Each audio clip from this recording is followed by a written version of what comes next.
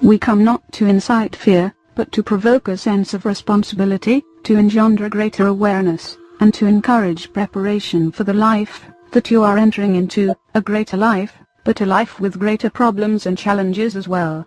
We have been sent here through the spiritual power and presence of the unseen ones. Perhaps you will think of them in a friendly way as angels, but in the greater community their role is greater, and their involvement and their alliances are deep and penetrating. Their spiritual power is here to bless sentient beings in all worlds, and in all places, and to promote the development of the deeper knowledge and wisdom that will make possible the peaceful emergence of relations, both between worlds and within worlds. We are here on their behalf.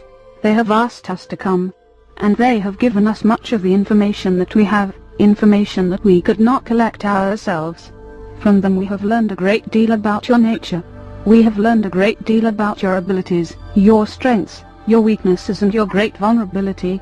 We can comprehend these things, because the worlds that we have come from have passed through this great threshold of emergence into the greater community. We have learned much, and we have suffered much from our own mistakes that we hope humanity will avoid. We come then, not only with our own experience, but with a deeper awareness and a deeper sense of purpose that has been given to us by the unseen ones. We observe your world from a location nearby, and we monitor the communications of those who are visiting you. We know who they are. We know where they come from, and why they are here. We do not compete with them, for we are not here to exploit the world. We consider ourselves to be the allies of humanity, and we hope in time that you will consider us to be such, for such we are. And though we cannot prove this, we hope to demonstrate this through our words, and through the wisdom of our counsel. We hope to prepare you for what lies ahead. We come in our mission with a sense of urgency, for humanity is way behind in its preparation for the greater community. Many earlier attempts decades ago to make contact with human beings, and to prepare human beings for their future proved to be unsuccessful. Only a few people could be reached, and as we have been told, many of these contacts once construed and were used by others for different purposes. Therefore, we have been sent in the place of those who came before us to offer help to humanity. We work together in a united cause. We do not represent a great military power, but more a secret and holy alliance. We do not want to see the kind of affairs that exist in the greater community perpetrated here within your world. We do not want to see humanity lose its freedom and its self-determination. These are real risks. Because of this, we encourage you to consider our words deeply, without fear, if that is possible, and with the kind of conviction and determination that we know resides in all human hearts. Today and tomorrow and the day after, great activity is underway, and will be underway, to establish a network of influence over the human race by those who are visiting the world for their own purposes. They feel that they are coming here to save the world from humanity. Some even believe they are here to save humanity from itself. They feel that they are in the right, and do not consider that their actions are inappropriate or unethical. According to their ethics, they are doing what is considered to be reasonable and important. However, for all freedom-loving beings, such an approach cannot be justified. We observe the visitors' activities, which are growing. Every year, there are more of them here. They are coming from afar. They are bringing supplies. They are deepening their engagement and involvement. They are establishing stations of communication in many places in your solar system. They are observing all of your initial forays into space, and they will counter and destroy anything that they feel will interfere with their activities.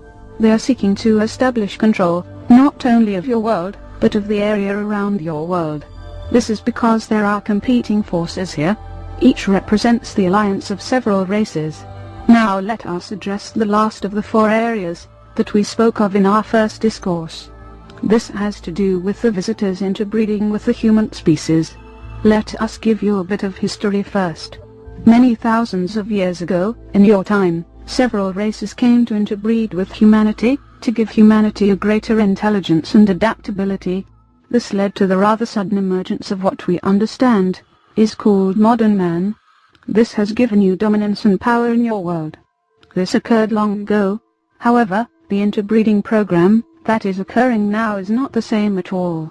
It is being undertaken by a different set of beings, and by different alliances. Through interbreeding, They are seeking to establish a human being who will be part of their association, yet who can survive within your world, and who can have a natural affinity with the world. Your visitors cannot live on the surface of your world. They must either seek shelter underground, which they are doing, or they must live aboard their own craft, which they often keep hidden in large bodies of water. They want to interbreed with humanity, to protect their interests here, which are primarily the resources of your world. They want to have human allegiance assured, and so for several generations they have been involved in an interbreeding program, which within the last 20 years has become quite extensive. Their purpose is twofold. First, as we have mentioned, the visitors want to create a human-like being who can live within your world, but who will be bonded to them, and who will have a greater set of sensitivities and abilities. The second purpose of this program is to influence all those that they encounter, and to encourage people to assist them in their undertaking. The visitors want and need human assistance. This furthers their program in all respects. They consider you valuable. However, they do not consider you to be their peers or their equals. Useful, that is how you are perceived. So, in all whom they will encounter, in all whom they will take, the visitors will seek to engender the sense of their superiority, their value and the worth and the significance of their endeavors in the world. The visitors will tell all whom they contact that they are here for the good, and they will assure those that they have captured that they need not fear.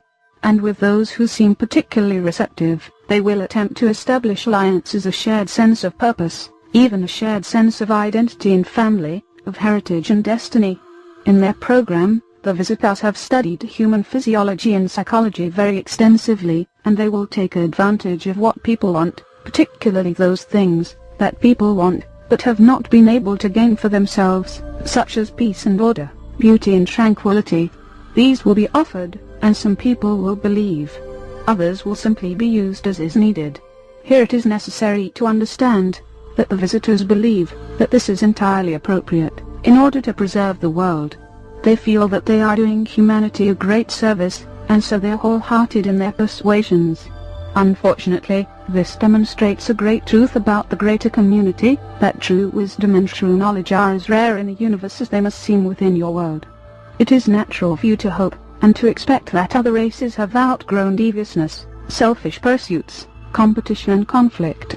But, alas, this is not the case. Greater technology does not raise the mental and spiritual strength of individuals. Today there are many people who are being taken against their will repeatedly, because humanity is very superstitious, and seeks to deny things that it cannot understand. This unfortunate activity is being carried on with considerable success.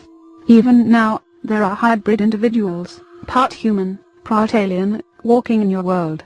There are not many of them, but their numbers will grow in the future. Perhaps you will meet one someday. They will look the same as you but be different.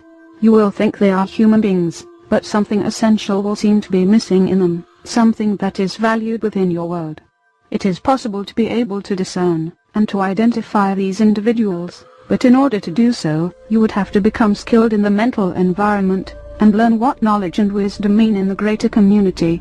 We feel that learning this is of the utmost importance, for we see all that is happening in your world from our vantage point, and the unseen ones counsel us regarding things we cannot see, or have access to. We understand these events, for they have happened countless times in the greater community, as influence and persuasion are cast upon races that are either too weak, or too vulnerable to respond effectively,